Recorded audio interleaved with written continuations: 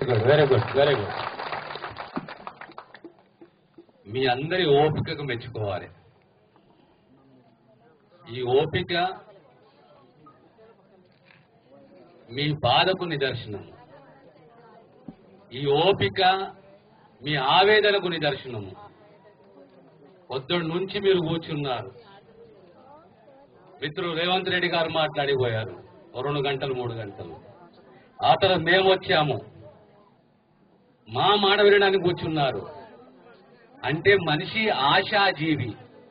ఏ మనిషి ఏమి చెప్తాడో, ఏ మార్గం చూపెడతాడో, ఏ రకంగా మేము తప్పించుకుంటాము, ఏ రకంగా ముందుకు పోతాము, మాకు అపాయం జరగకూడదు అని ఓ ఆశతోటి మీరు కూర్చొని ఉన్నారు.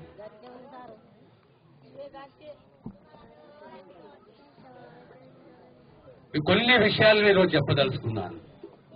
మొట్టమొదట 1, 2, 3 రెండే కెమెరాలు ఉన్నాయి. కెమెరాలు కూడా ఎక్కువ ఇంట్రెస్ట్ లేనట్టున్నది.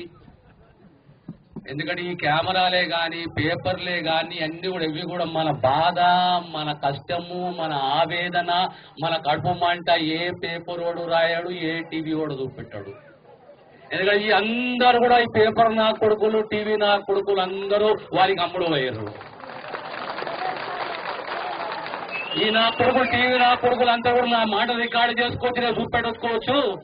అరే నైనా ఇది తెలంగాణ బిడ్డలది, తెలంగాణ తల్లులది, తెలంగాణ రైతులది, తెలంగాణ రైతు కులలది, తెలంగాణ పేదవారి కడుపు మెంటరా పేదవ నా కొడుకు అని చెప్తుంది ఈ కొడుకులకు. నేను మా బాధ అర్థం చేసుకో. కితాబ్ కాదు, మేము 60 సంవత్సరాలు మేము తెలంగాణ గురించి పోరాడాము. నిజాంను పారదోన్న చరిత్ర ఈ తెలంగాణ గడ్డది. ఈ దొర ఎంత, ఈ దొరని ఇదే ఏడిగడ్డ కిస్తాపూర్ మొదలు పెడితే, సిద్ధి పాడేదాకా అక్కడి నుంచి మొదలు పెడితే తెలంగాణకి పారదోళ్ళ శక్తి మా మహిళలకు ఉన్నది. మొట్టమొదట మన ఆలోచన చేయాలి ఏంది అంటే,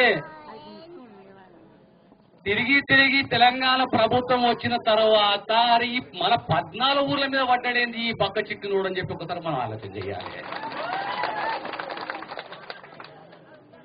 2009లో ప్రాణహిత చేవలకు శంకుస్థాపన చేసి ఆనాడు రాజశేఖర్ రెడ్డి మెదక్ జిల్లాకు 4-5 లక్షల ఎకరాలకు సాగునీరు అందిస్తా సుమారు 38 కోట్ల రూపాయలతోటి 16-17 లక్షల ఎకరాలకు సాగునీరు అందిస్తా, జంట నగరాలకు సాగునీరు అందిస్తా అని చెప్పి ఆ రోజు ఓ ప్రాజెక్టు రూపకల్పన చేసి టెండర్లు పిలిచి టెండర్ల ప్రక్రియ పూర్తి చేసి పనులు మొదలు చేసిన తర్వాత 5 సంవత్సరాలకు తెలంగాణ వస్తే తెలంగాణ ఎవరి ప్రాణానికి వచ్చింది? ఈ 14 గ్రామాల ప్రాణానికి వచ్చింది. మనం 50 టీఎంసీల సామర్థ్యం గల మల్లన సాగర్ అడిగినామా? మనం అడగలేదు. 21 టీఎంసీల కొండపోచమ్మ జలాశయం అడిగినామా? మనము అడగలే.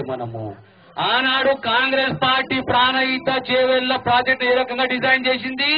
ఎక్కడ మునుపు తక్కువ కావాలి, నష్టం తక్కువ కావాలి, రైతులు తక్కువ నష్టం కావాలి, వారు ఆదుకోవాలి, కానీ వారికి సాగునీరు అందియాలి, త్రాగునీరు అందియాలి అని చెప్పి ఆలోచన చేసి ఆ ప్రాజెక్టు మొదలు పెడితే, ఈ రోజు నువ్వు వస్తేవి కాళేశ్వరం ప్రాజెక్ట్ అంటేవి ఇదే ప్రాణహిత చేవెళ్ళ ఏదో 38 కోట్లతోటి మన కాంగ్రెస్ పార్టీ తయారు చేసి పనులు మొదలు పెట్టిందో దాని 83,000 కోట్ల రూపాయలు తీసుకుపోతుంది.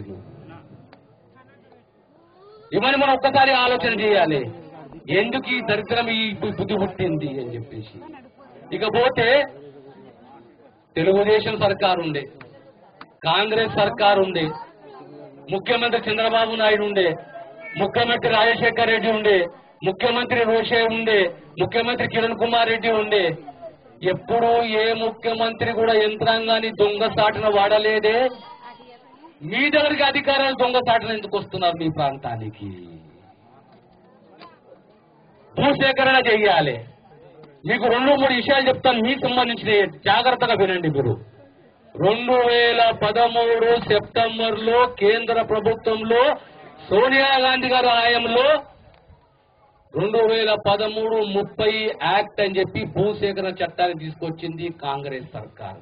ఎప్పుడు 2013 సెప్టెంబర్లో. ఆ యాక్ట్ ఏమంటది?